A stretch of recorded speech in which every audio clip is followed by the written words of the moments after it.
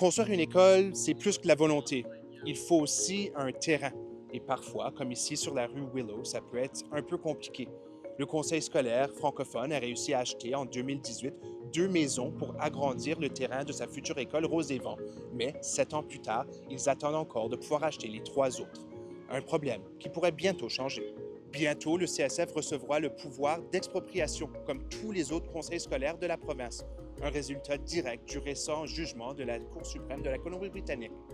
Mais c'est quoi exactement l'expropriation? Moi non plus, je ne le savais pas, alors j'ai posé la question au professeur Doug Harris, quelqu'un qui s'y connaît beaucoup plus que moi.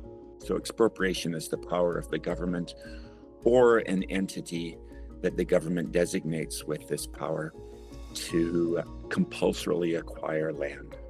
Alors l'expropriation permet à une entité publique d'acheter un terrain privé, mais seulement pour des projets d'intérêt public. Par exemple, des hôpitaux, une autoroute, un pipeline ou une école, mais ce n'est pas garanti. C'est un processus très encadré. Le ministère des Infrastructures et les conseils scolaires cherchent d'abord à essayer de trouver, acheter le terrain par consentement mutuel. L'expropriation, c'est vraiment considéré comme un dernier recours. Puis en fait, elle est plutôt rare en Colombie-Britannique. Avec les conseils scolaires, il y a juste 2 exemples d'expropriation qui ont été utilisés dans les derniers 10 ans. Quand le processus s'est lancé, le propriétaire est avisé.